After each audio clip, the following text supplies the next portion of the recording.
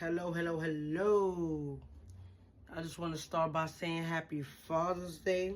Shout out to all my fathers out there doing their thing. We're going to start that over. All right. Welcome to Different Breed After Dark.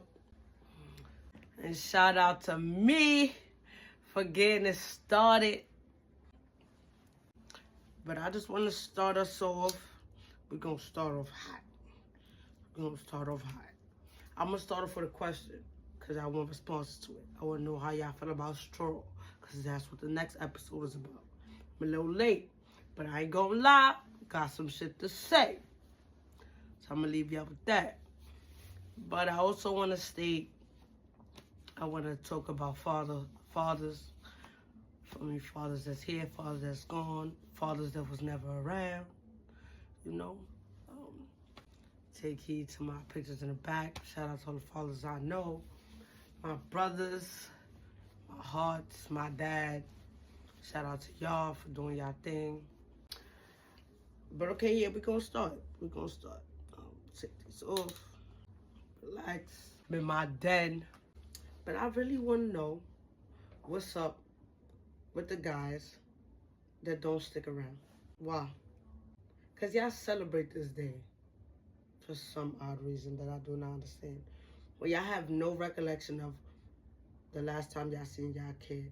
And it's crazy that Father's Day came and right before, tragically, there was a loss of a 2-year-old boy about a month ago that just got discovered as to who is the reason, who and why he's missing, and unfortunately it was his dad. Unfortunately, this is not the first tragic situation this we know of or have endured or encountered or in a part kind of like has touched our heart because, you know, we see it on the news, we see it on social media. But truth be told, right, because we all know mothers go through things, people go through things. But the bystanders and the people that sit around, do you not know that you are also complacent? You are also part of that crime, like in the harm of the child. By not saying anything, you are complicit. By remaining complacent, you became complicit. By not doing anything and being comfortable and minding your business and seeing something and not saying anything. And I'm not gonna lie, that see something, say something when it comes to the MTA, nigga, handle your business. Handle your business, mind your business if it don't involve you. You know what I'm saying? When it comes to the MTA. That's the only time you should not be seeing something and saying something. If you see somebody in danger, if you see somebody in harm, why are you not saying or doing something? We so quick to pull out our phones nowadays. And it's like, it doesn't even make any sense to me. You know, like, it doesn't make any sense to me. I don't get it. I don't understand it. I don't comprehend it. It is not something that sits in my mind well when I can see a video of something happening and there is nobody that is helping. There is nobody that is stopping what is going on. But somehow we have a video and it's not surveillance. It's coming from another human being behind a fucking phone. Like, make it make sense to me, please. Like, there was a time when we lived in a world where people stated an eye for an eye makes the whole world blind, right? So why are all, and I don't say, no, and I could include I do say we, I include myself because there are things that I haven't spoken out on. It's been a while since I've been able to do this and I didn't do it, and in that I was being complacent and being complicit because I am not speaking.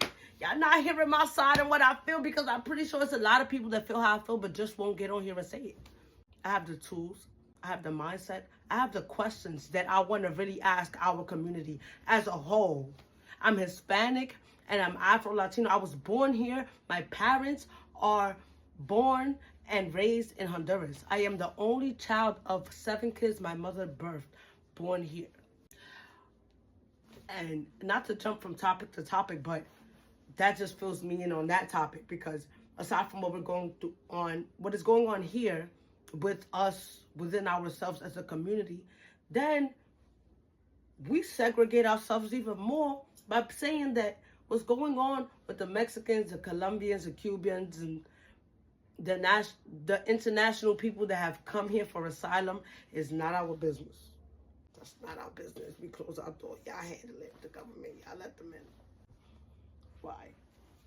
The hardest worker at any job is a Mexican, a Salvadorian, a Honduran, a Central American.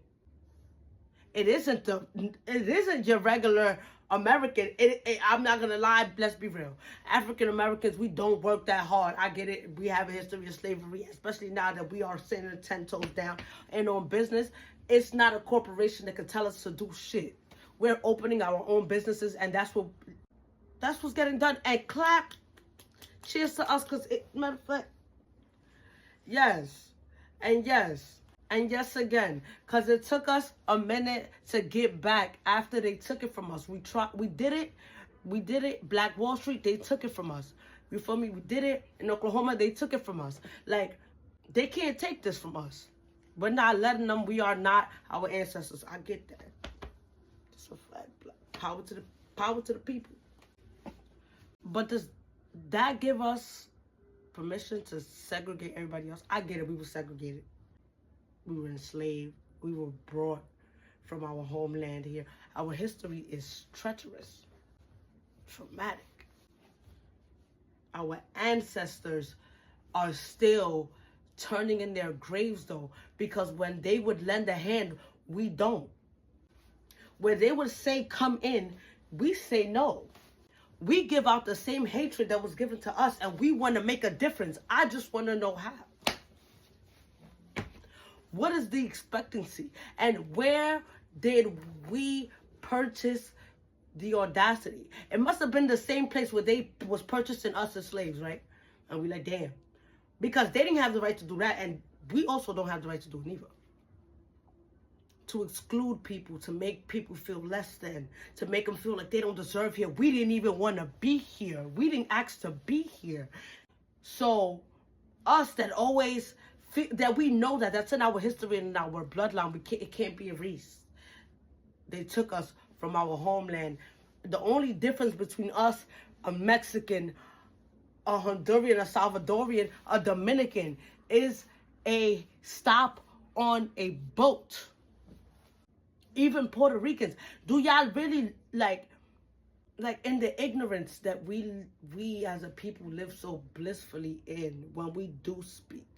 Because the thing is, too, we can just shut up. You can just shut up.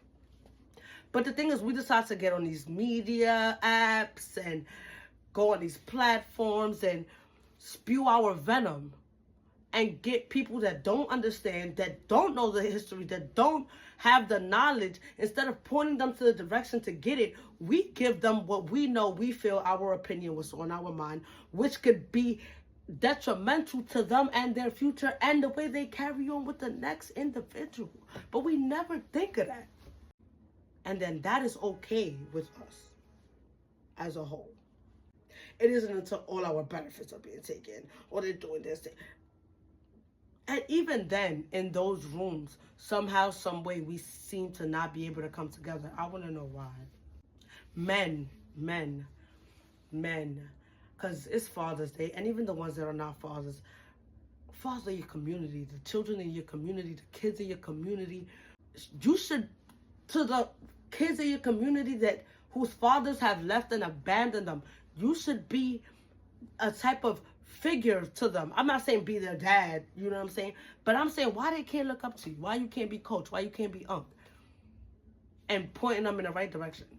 Why you gotta be a hater, why you gotta be spewing, why do you have to spew venom towards them? Oh, these young niggas, like you wasn't once a young nigga.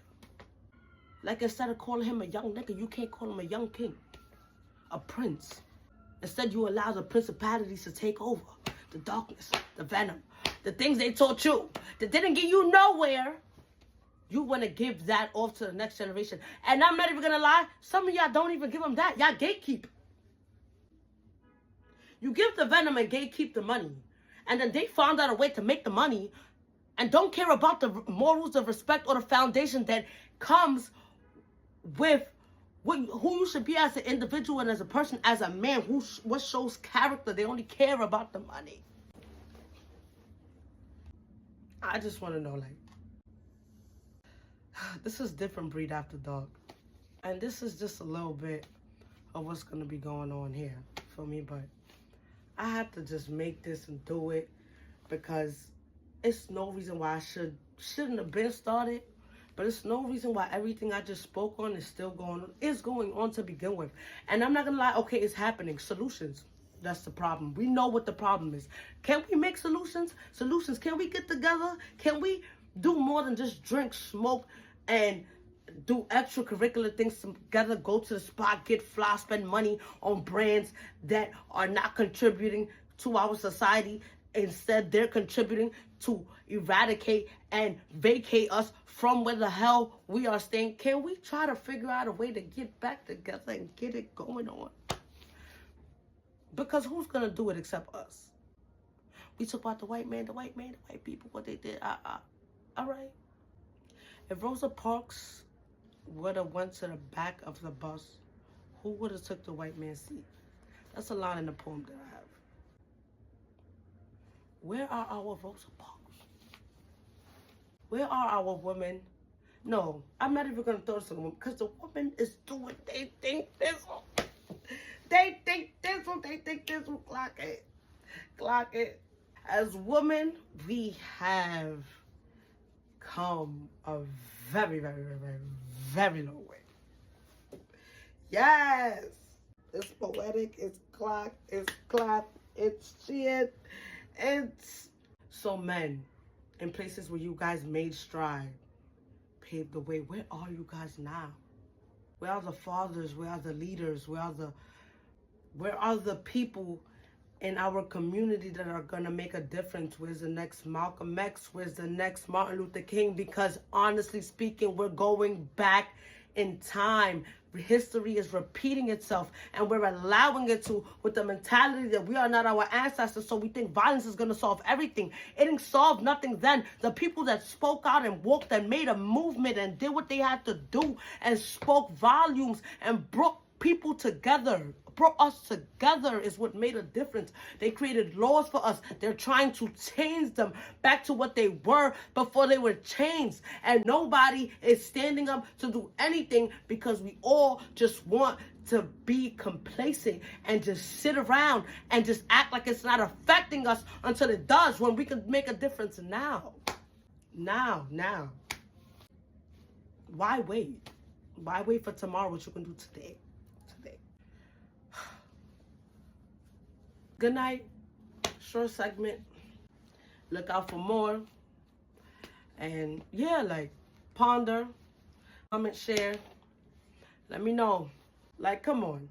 Please, like, they say great minds think alike. Where are my great minds that think like me? And even the people that have an opinion to contradict, please, because constructive criticism is always accepted because we're here to learn. We're here to be better. We're here, each one teach one. Teach me, I teach you. Stop gatekeeping knowledge that can help all of us as a community, as a whole. Stop trying to scam your brother. Stop trying to scam your sister out of a knowledge. Let's stop trying to play each other and let's start building each other up. We don't lose nothing except our soul when we don't do it. Good night. Enjoy. God bless.